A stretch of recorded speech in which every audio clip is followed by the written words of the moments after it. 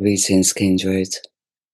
Happy full moon to you all, and apologies for not doing a new moon video 2 weeks ago. But yeah, we've been dealing with another passing here, and the last 9 years it's just been constant in my life. So I'm hoping this 9 universal year will bring an end to that, because it's just kind of surreal right now.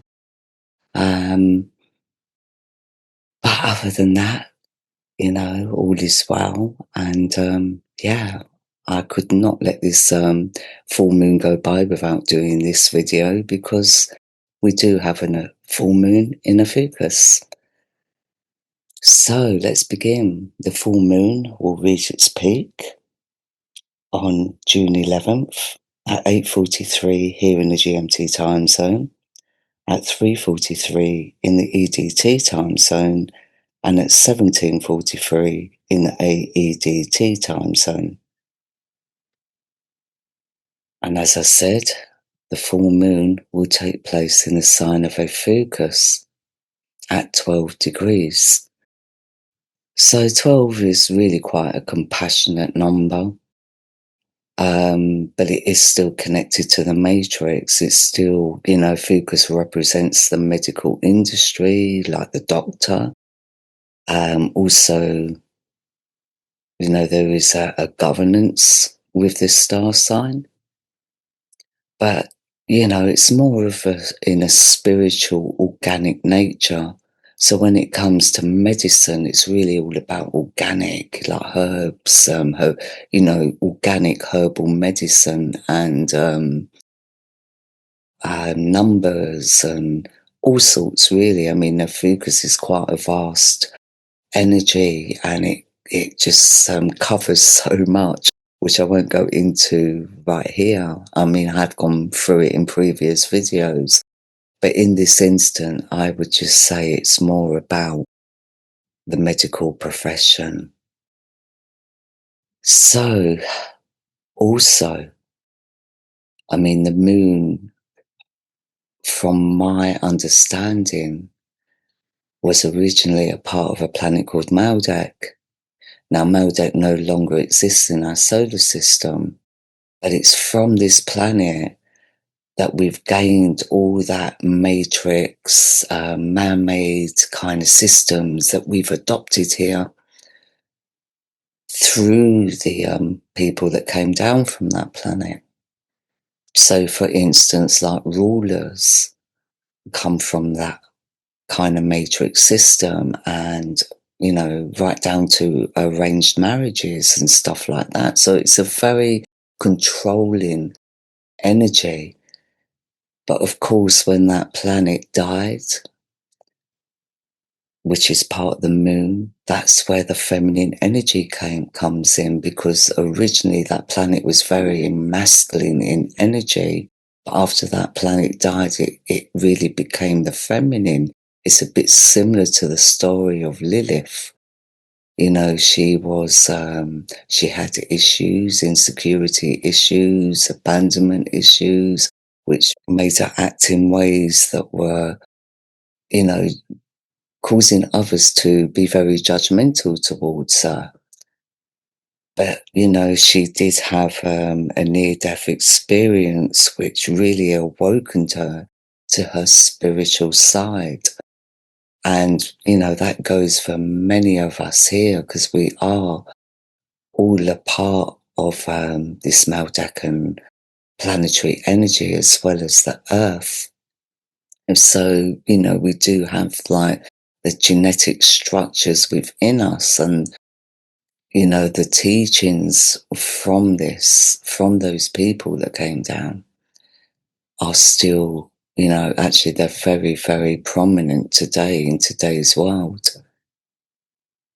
So, the moon in Ophiuchus does represent the feminine, no doubt about it. And it is very connected to women and women's intuition. So it's a very psychic energy. But straight off the cuff, our moon is involved in a grand cross with the nodes. and of course the sun and moon. So this is a very prominent grand cross because the sun and moon are always in opposition at a full moon. The moon is the feminine, like I said, and the sun is the masculine. But the sun is both masculine and feminine. I mean, the sun itself is masculine, but the rays that come from the sun are feminine. But because the sun is in the sign of Taurus, it's more the masculine energy that is at play here. And, 26 adds up to 8, which is the number of Saturn. Now, Saturn is the father of Ophiuchus, just like Saturn is the father of Scorpio. So, on the whole, there is a very balanced energy here when it comes to the masculine and feminine. But this opposition does create a conflict or a confrontation of those two energies. So, with Taurus that represents the material physical world in opposition to Ophiuchus that represents the organic spiritual world, it's these two energies that are in conflict this full moon. Overall, this, like with the moon in square to the north node, it can really make us emotionally out of sync.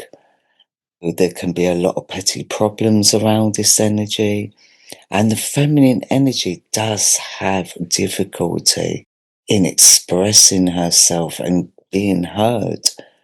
It's very difficult to fulfill goals, and also, because this energy is also one that won't give up. She will keep getting up no matter how many times she's knocked down. She will keep getting up and saying her piece. So there is this this tension that is building as well because we have a couple of T-squares going on. But again, Ophiuchus is a sign that is very used to attracting kind of disfavor. Ophiuchus is very used to being misjudged. So that's why she can be in her power. And I say she in this respect because it's the moon's energy in Ophiuchus. So, it is definitely all about the material versus the spiritual this full moon. The moon in opposition to the sun, like I said, which always occurs at a full moon. This is all about a need to let go of something. It's like getting rid of blocks that stops our growth and self-expression. So, it's a very conflicting energy because, but the good thing is with the moon in Ophiuchus is that we are able to, or we're 9 times out of 10, we're in a group of like-minded people because the moon in Ophiuchus does represent groups, covens, and stuff like that. So there is a coming together of the feminine energy here, which is the spiritual, the organic, that is quite a force to be reckoned with.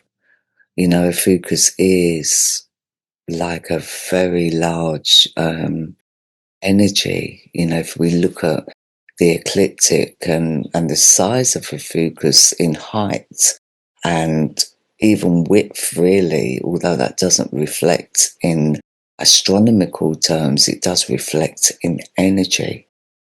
So Ophiuchus sits at the golden gate of the gods, which is the path or the hall to the galactic center. The Vikings would call it the Hall of Valhalla. And, it's all about, when we have a near-death experience, it's normally the Ophiuchian energy that we're kind of missed at that time. So I just feel that as much as things seem pretty dire right now for many, I just feel there's this inner strength coming through. It literally is coming in from the divine, the creator of all, the universe. It's universal energies coming through us and giving us the strength to keep going, to keep confronting, to strive to be heard.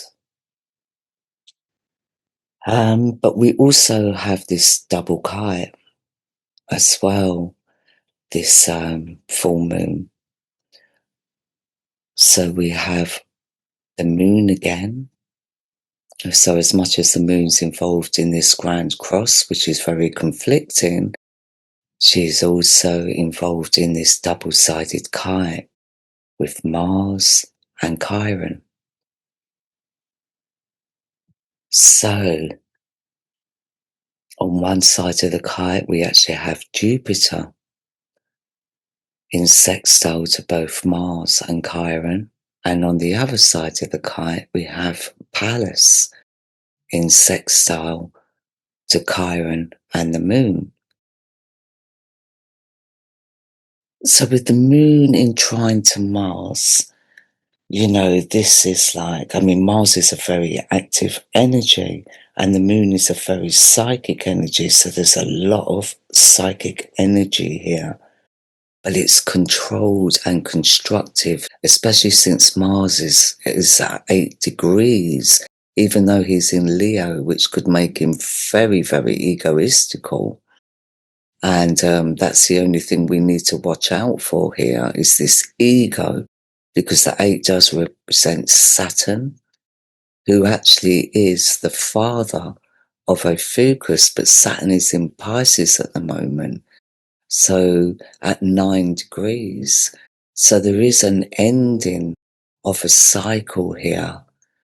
And, Pisces is all about empathy and compassion and creativity, but with Saturn now, it can actually make it a very constructive energy. And even though Saturn can be quite strict, he's also can be very fair.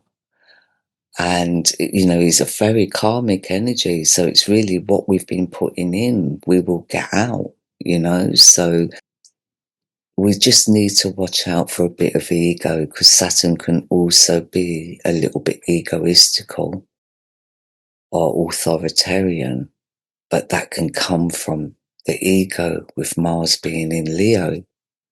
But also Mars in Leo gives us an abundance of energy. And if we use this energy wisely, wow, we can overcome the setbacks and, we will fight for what is right. So we will, definitely stand our ground. And Mars in trine to Chiron, that is a very energetic energy as well. And it's very much motivated by our past experiences, especially when it comes to setbacks and old traumas or wounds. If we've healed those or in the process of healing them, then this energy really activates, progression. And again, Chiron's coming towards the end of Pisces now and will enter into Aries. When Chiron does enter into Aries, wow, it's going to be a powerful energy, but also it can be very erratic energy as well. So, but in Pisces, it's been a very emotional energy, very deeply emotional as well. 34 adds up to 7, so it does bring an element of spiritual energy into this. So I really do feel a spiritual energy can be revitalized here. And Leo is ruled by the sun. That's, an amazing, abundant energy. I have my own natal Mars in Leo, actually. So, yeah, I do tend to have quite a lot of energy on a good day, although my Aquarian moon gives me like blood conditions like anemia. which actually can like really deplete my energy. But even though my energy is depleted, I find myself, I've got this willpower to get up and keep going. It's just amazing. So, we are definitely a natural leader with this trine aspect with Chiron, but we're a leader with compassion. We're a leader that will, fight for what is right, but we must stay in our authenticity with this energy as well. And again, with Chiron in trine to the moon, this is a highly sensitive energy, but it's also, again, very intuitive and, very unique, which just adds to the Ophiuchian energy as well, the moon in Ophiuchus. It gives us that uniqueness where we can express our emotions and even though we're not being heard, it can still be very healing, because it also gives us a lot of emotional strength. So I feel there's a lot that can be overcome here with this trine and with Pallas in sextile to both Chiron and the moon. It's all about, this energy is feeding into our higher wisdom. We are more than happy to be the defender of the oppressed. We follow our heart and not the material, not for material gain, but from the heart. It also gives us the confidence um, to resolve like any issues that are going on around us. So again, it's all about stamina, willpower, and courage. And with Jupiter as well, I mean, Jupiter also gives an abundance of energy, and Jupiter is in sextile to both Mars and Chiron. Even though Jupiter is in an earth sign, which really makes him more kind of materialistic, in sextile to Chiron, it's very charismatic, gives us an abundance of optimism and but it gives us the more kind of generous side of Jupiter, where we can uplift others. But of course, the challenges are a lot greater with this as well. And, but we do feel protective. There is a protectiveness there with that energy. This overall, even though we have this grand cross going on where we're being oppressed and, we have the stamina and the energy and the universal energy supporting us to keep us going, basically. And now we also have a couple of T square. So we have, Mars in opposition to Pallas, unfortunately. And, this is part of the double-sided kite I was speaking about. But again, this opposition is all about strength. The only problem is staying focused and, staying on the path and not worrying about what other people think. So this is the ego. Like I said, we got to be careful of the ego getting in the way of the authenticity, of the compassion that we're feeling for others. So this T square towards Uranus, which can tend to be a little bit erratic. I mean, in Taurus, Uranus does slow down a bit and it is at 4 degrees, which is a little bit more stable, but it is all about being the rebel and pushing back against restrictions, but it can also create power struggles And but there is definitely intense emotions. But again, it's all about blocks and obstacles on the path. So, again, we really must stay in our compassion and self power and not be led by ego. So, we also have Black Moon Lilith placement is creating a T square. So, we have the Black Moon is at 0 degrees in Libra. So, it can be a little bit erratic, this energy. But I mean, the Black Moon itself in Libra does really give us high expectations. I mean, expectations that are beyond reach. So we need to watch out for that, because we don't just place those expectations onto others, we also place them onto ourselves. So again, we need to watch out for the ego here. And, I have my own Black Moon Lilith in Libra, actually, as well as I have my Mars in Leo. But fortunately, I have Venus conjunct the Black Moon, which tempers out the more negative traits of the Black Moon Lilith.